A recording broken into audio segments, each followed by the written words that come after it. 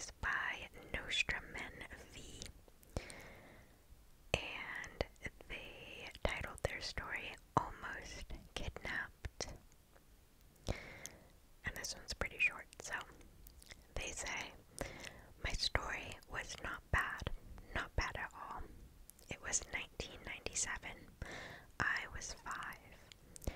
My family took me on a trip to southern China as we were walking down a major commercial district in downtown Shenzhen.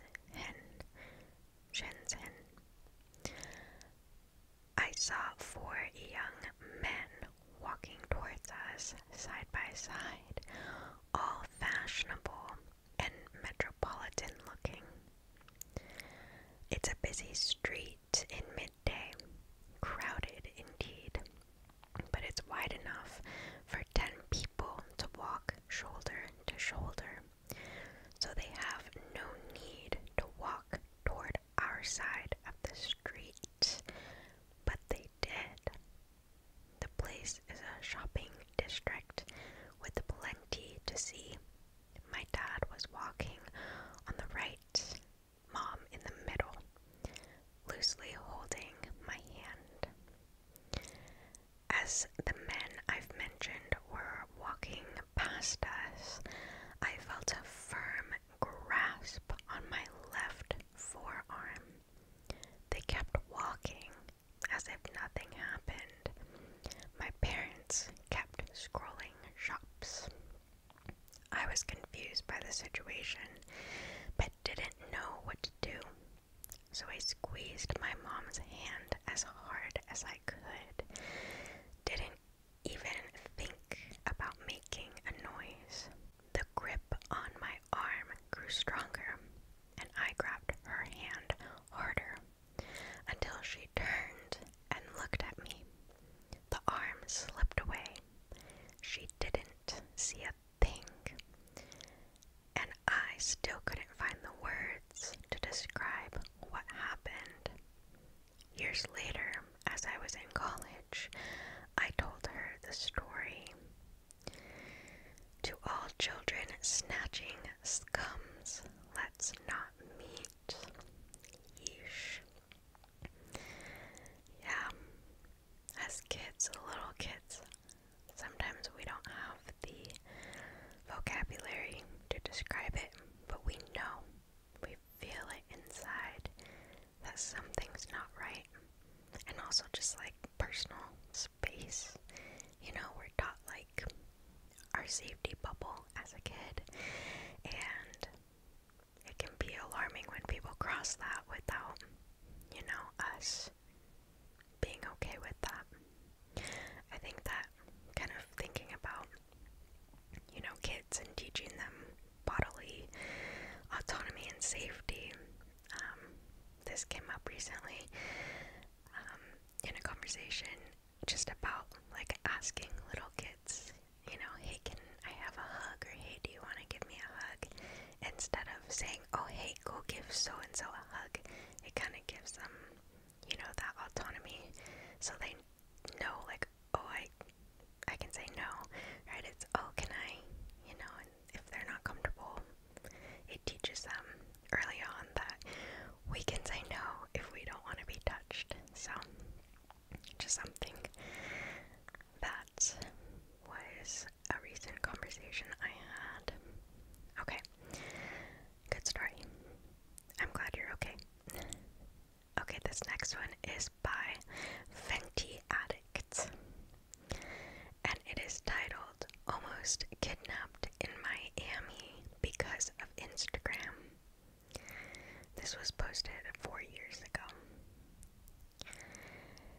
And they say, my best friend is an influencer, not big time, but with a big enough following to get free stuff, and has gotten 2 sponsored trips. She still works a full-time job, but does the Instagram thing on the side, mostly because of the perks. She's not big enough to live off this yet. Anyway, this was her first trip. A little boutique hotel from Miami contacted her arms and offered her an all-expense-paid trip to Miami for Memorial Weekend in 2018 in exchange for her to be in the hotel and take pictures and do a couple of stories. She was told she could bring a female friend with her if she wanted to, and everything would be covered for. Okay. This was her first time doing anything like this, so at the time, she wasn't really sure how it worked. They sent her a bogus contract for her to sign, and it said she'd be responsible for paying for her plane ticket to Miami, and that she'd be reimbursed for it later. This was to prevent a no-show, meaning the influencer gets the ticket purchased by the hotel and the influencer never shows up. It seemed reasonable. She invited me, gay dude, instead of a female friend because she was nervous about the whole thing. We figured it wouldn't be a big deal, and worst case scenario, they don't pay for my plane ticket and she'd just cover it for me and that's it. We were supposed to be picked up by the hotel at the airport, so the day comes and we arrive to Miami.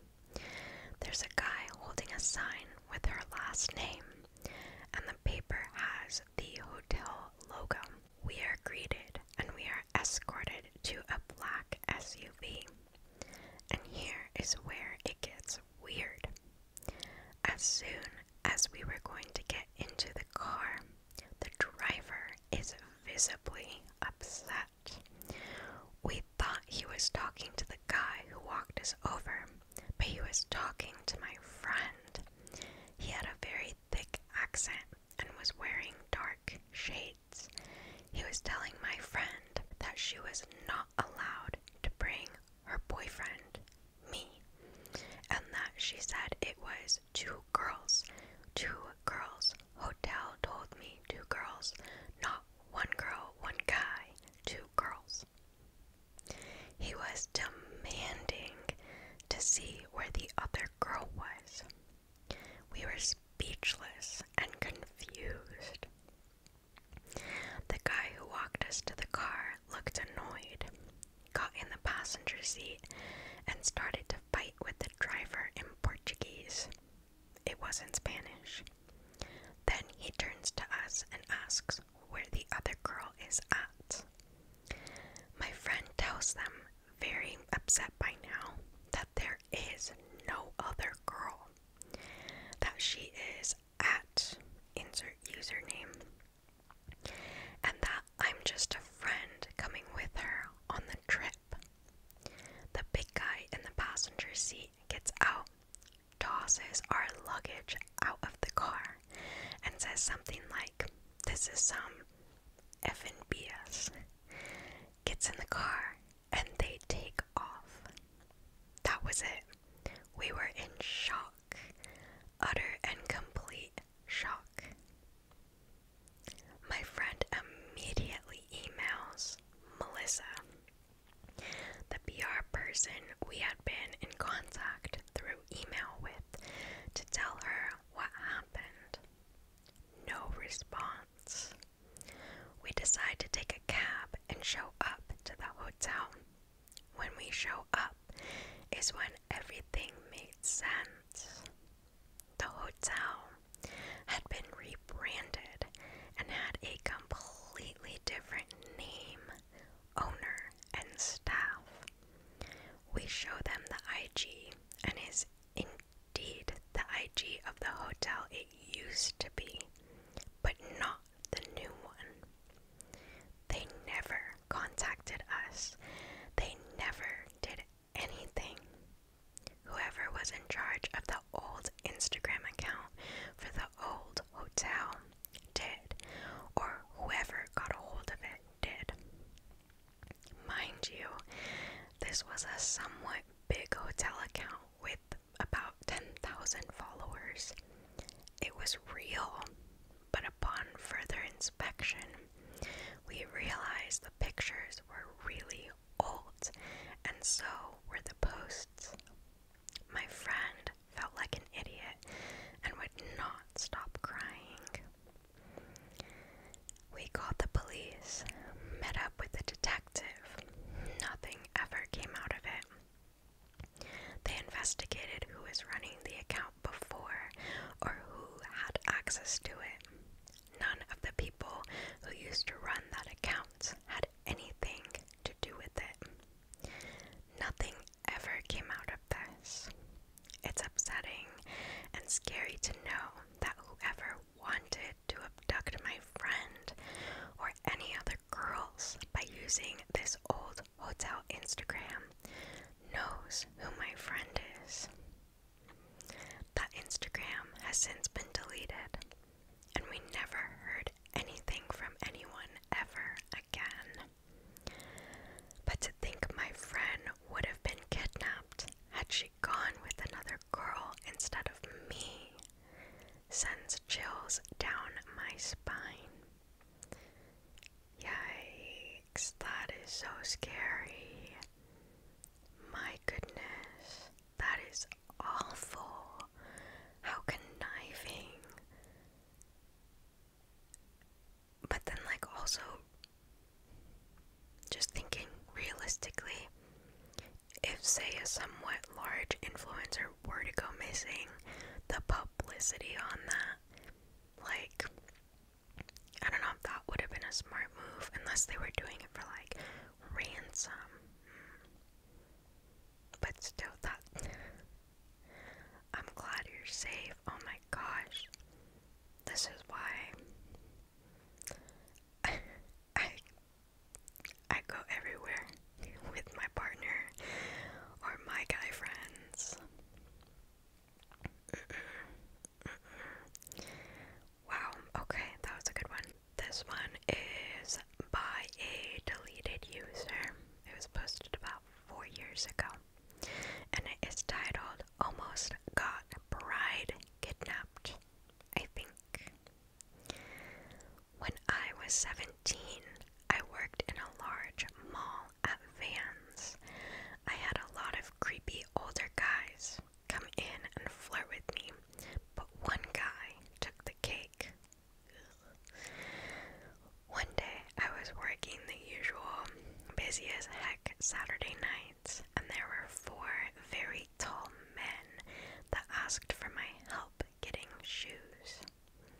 I worked at an outlet, so the store was large with tall racks. The mall I worked in was extremely popular amongst locals and tourists alike. The mall has some history with being a sex trafficking hotspot, for context. So anyway, the men said they were from Nigeria, and they were pretty chill at first until they began to flirt. One man kept saying he has a son in Nigeria and asked if I wanted to wed him. That's so annoying.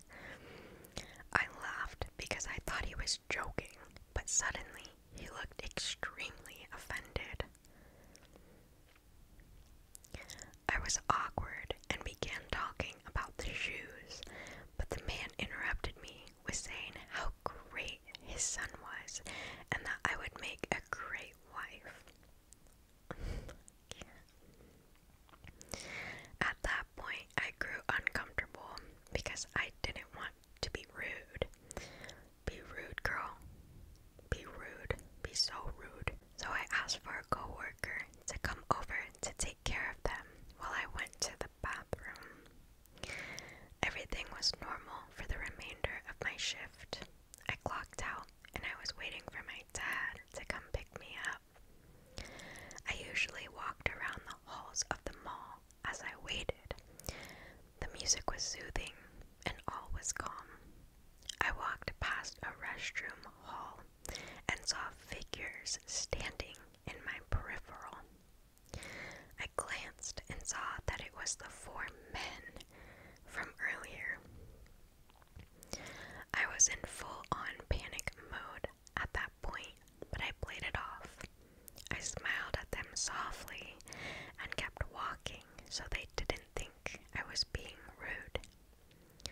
enough, they began following me. I picked up my pace, hoping to find other people walking around, but there was no one. I was speed walking, but the guys were keeping pace with me. My thoughts were to just go to the bathroom so I could lose them, so I entered the next restroom hall. I walked slowly, thinking I had lost them, but soon after, I heard pounding footsteps in a hurry. I looked back and they were coming right for me. I didn't think the bathroom was an option anymore, and I started yelling for help. I ran straight for the employee corridors of the mall. Right when I got through the doors, a security guard met me on the other side. I bumped into him, and I never felt more relieved in my life. The men took off the other way, and the guard let me stay in his office until my dad came. Thank goodness for the guard. If he wasn't there, I probably wouldn't be writing this right now. As for those guys, let's not meet. Absolutely. The first comment says, someone mentioned on another Reddit post that their mother always said, it's better to be an alive B word than a polite dead girl. Absolutely, I completely agree with that. Yes, I often think of that because I listen to a lot of true crime and stories like this. So I am like in my brain, like preparing, obviously God forbid, that if I were ever to be in a situation like that or anything, to just make so much noise, like don't be rude, like make your presence known. So I'm like mentally, I'm like work against my normal instinct because my body just is like, I can't move. So if you're like me, make the noise, scream, flail, run, do all the things, be loud, make it known, just yell fire. That's what I was told growing up, yell fire, because people take it seriously. So that's so scary. I'm so glad you're safe. That was always my fear. I used to work in malls, in retail years ago, and those late night shifts, yeah, thankfully my second retail job was a lot safer. My first one, okay. This one is by Maxi Girl, and it is called A Kidnapping Technique, question mark. So they say, this is my first post, and this happened a week ago. My blood still runs cold when I think about it. Keep in mind, this isn't like any of the really scary stories on here. But it scared me, and it was definitely out of the ordinary. Absolutely. My brother wanted to get a drink from a place we both love to go to. It was going to close soon, and he had work to do, so I went by myself. It wasn't very late, but it was already dark, and my parents had drummed into me since birth about the dangers of walking alone at night. I was kind of nervous that day, even though I've done it many times before. So I went and got both drinks, and for some reason, didn't get a bag. I was walking along with both hands full. Bad idea. As I was walking towards the street where my house was, I suddenly became aware of two men very close to me. One was in front of me, wearing a maroon pullover, and the other was behind me, wearing a gray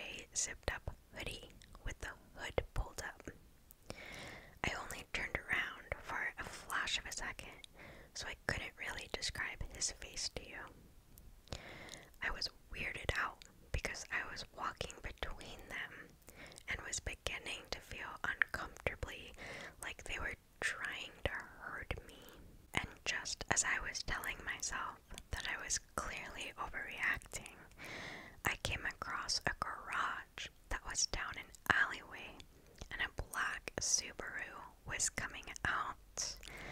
I had time, so I crossed before they reached me. The person inside clearly wasn't counting on me doing that, so they swung around and parallel parked next to me, at most 2 feet away. So now I was between 3 men and a wall. When I saw the door open, that was it for me. I bolted and didn't stop running until I reached my house. So yeah, black Subaru driver, gray hoodie, and maroon pullover. Let's not meet. And one of the comments is that was absolutely a kidnapping technique. That is terrifying. That is so scary. Yeah, I think about those things a lot. Different kidnapping techniques, like tricks when people get in their car. And I mean, I always check the back seat. I always lock my door right away. Like if there's something on my windshield, I don't grab it right away. Things like that. I'm just very aware and maybe slightly paranoid, but that one kind of reminds me with like the being kind of trapped or like targeted. I mean, they're all like targeted, but there was a time when I was shopping. I was at like a thrift store or something, I don't remember, and I was there with my partner, and he was like across the store looking at like books or something, and I was looking at shoes. So I was like in the house shoes kind of have like the racks, and I was standing on like one of the aisles, and in the corner of my eye I just see these like 2 guys, and the racks were like in the very back of the store, and the only thing back there was like women's shoes, and they just were walking so like fast and so intently straight towards me, and so I could see from this side, so I kind of looked at them, and the second that I looked, they kind of like dispersed, and like one guy kind of like picked up a shoe and like was looking at it, but it was a woman's shoe, and the other guy like went to the other side of the shoe rack because it was like a double-sided, and it was very, very weird, and immediately like alarm bells in my body were going off, and I was like, I don't like this. So I like put down the shoe that I was holding, and I just immediately was like, where's my partner?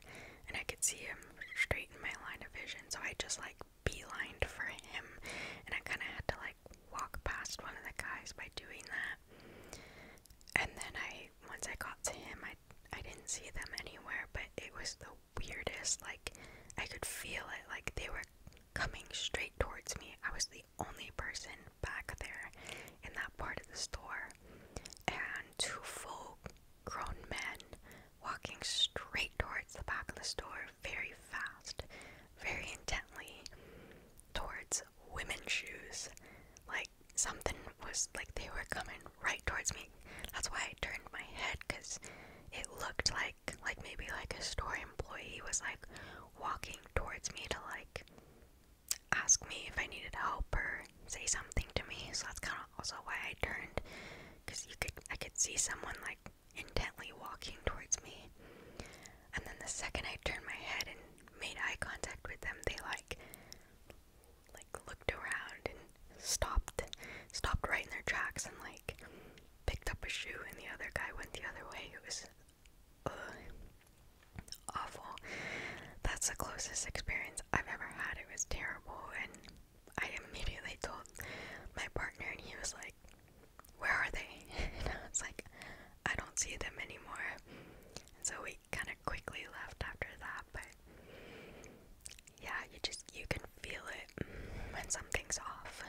please listen to that.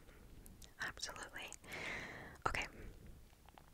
This next one is by Aurora X Sky, and it is titled Almost Kidnapped.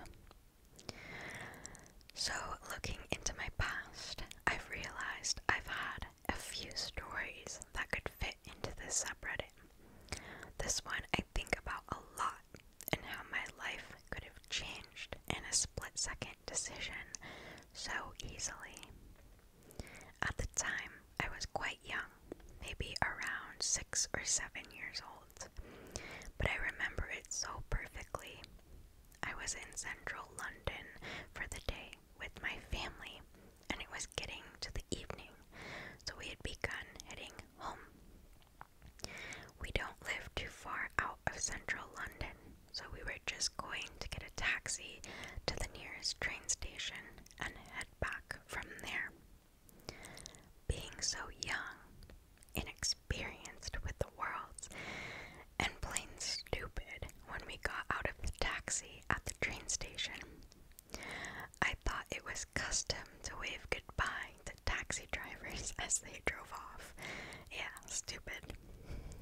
So, after I'd finished waving goodbye to this complete stranger of a taxi driver, I turned around and saw my family completely gone, vanished out of thin air. Oh, that's so scary. I was so young, I had no idea what had just happened. They just suddenly weren't anywhere to be seen. Being a short kid, everyone was like giants at this age. It was terrifying. At that moment, everything I ever learned about stranger danger completely went out the window and no longer mattered. I was just terrified. That makes sense, actually. That was your fight or flight kicking in and your reasoning part of your brain shut off. So I remember choosing to sit in the middle of the pavement and do the only thing I knew how to, and just cry, hoping my parents would soon find me. You know what, same sometimes, right? Are you okay?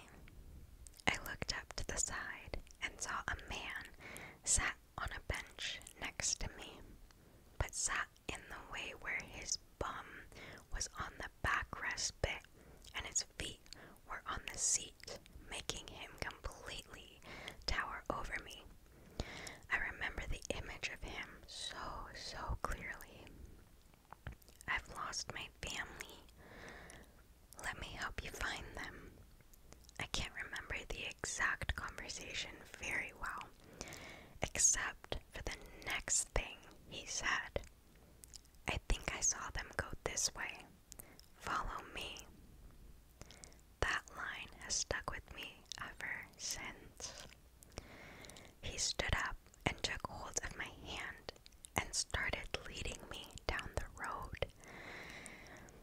Completely oblivious and just glad that I had an adult with me now, I just calmly went with him. Just as he was about to lead me round a corner of a building, I heard a voice call my name.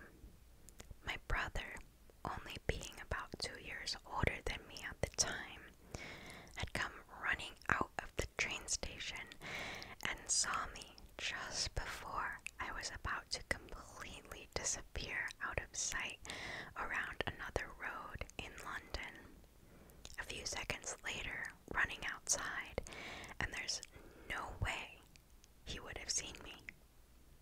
Yeah. My parents followed and quickly ran out too, grabbing me away from the man and making sure that I was okay. I don't remember what happened to the man after that. That part of my memory says he quickly ran away after my family got me. Another part tells me that he stayed and explained to my parents his course of events. None of us really remember. I just know that I'm so lucky I didn't go around that corner with him. I always think how different my life could have been if I did. Thinking about it, the station entrance was only a few meters from where I sat down to cry. It wasn't that busy. The man must have seen my family go into the station.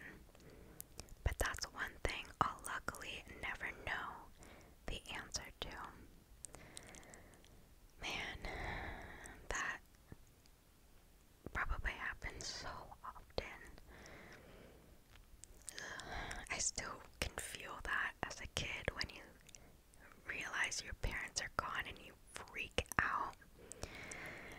I had a few moments like that as a kid where I had to go to the front of the store because I couldn't find my mom, and they had to call, and she's frantically looking for me. It wasn't her fault. I wandered away. Oh man, that's so scary. I can't even imagine. Gosh, for both parents and kids, that is just so scary.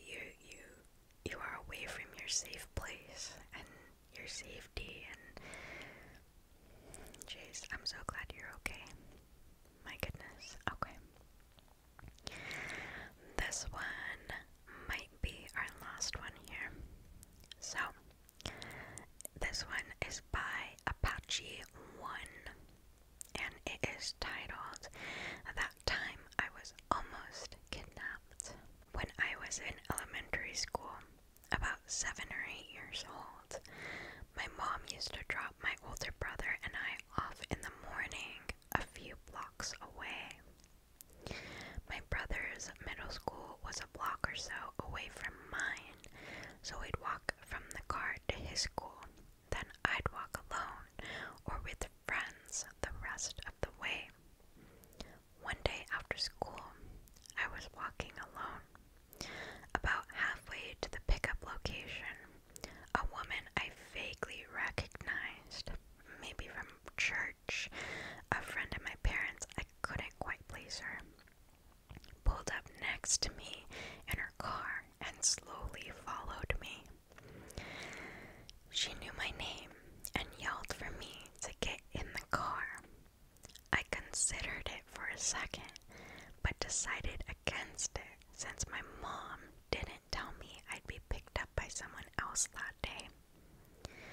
When I kept walking, she says again, my name, "I'm supposed to take you home today. Get in the car." Again, I keep walking.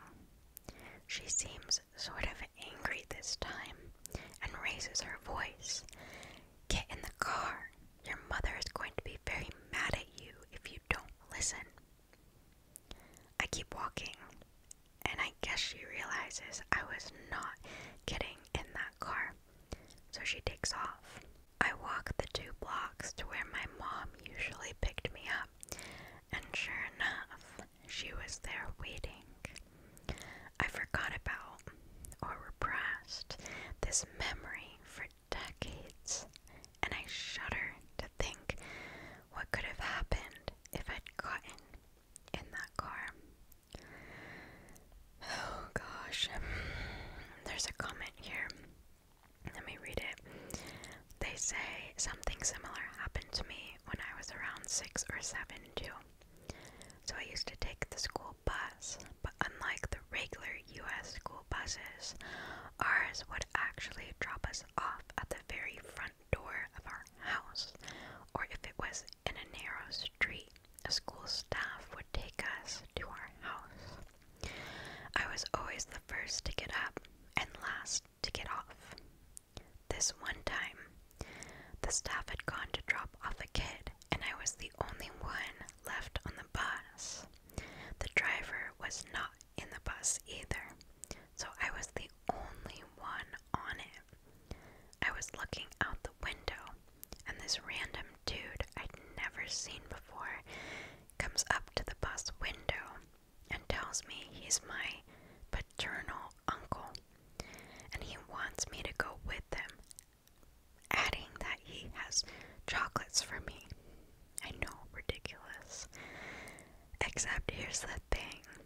I don't have any uncle on my father's side of the family.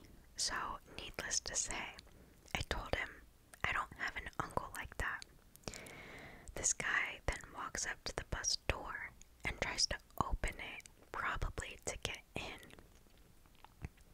But thank goodness the door was left locked when the driver left the bus. And so, unsuccessful, the guy leaves, and after a few minutes, the driver and the staff come back and drop me off at my house.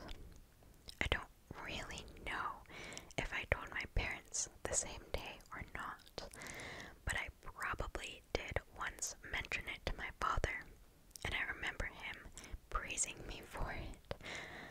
Wow, that is so scary. And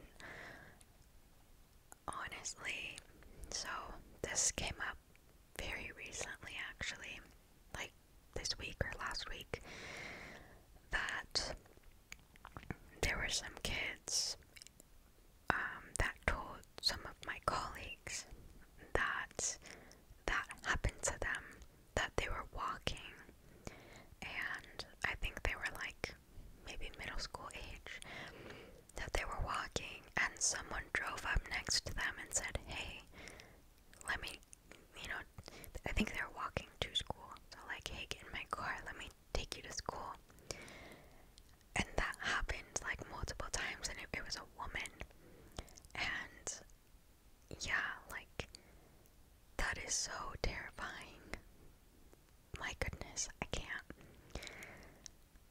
There's just so many things out there that is just not safe.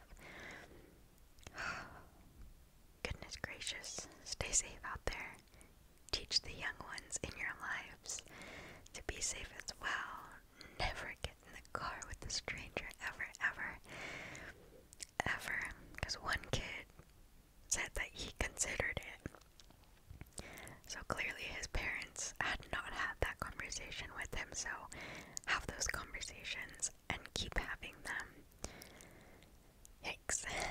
So, okay, I think that's gonna be our last one for today.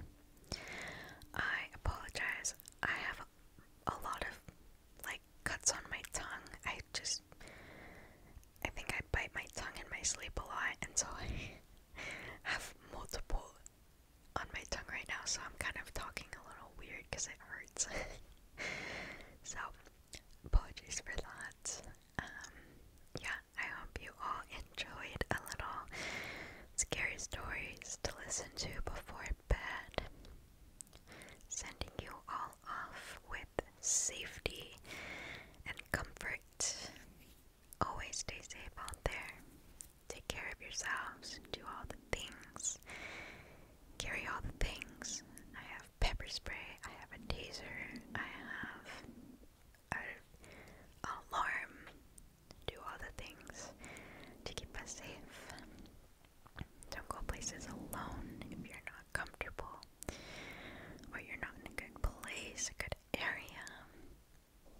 Yeah, just do all the things. I'm sure those of us who listen to stories like this or true crime, we are very aware of the dangers out there. So,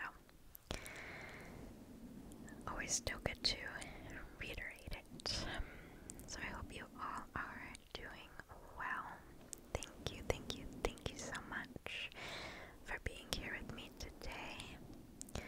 I didn't do mic brushing in this one.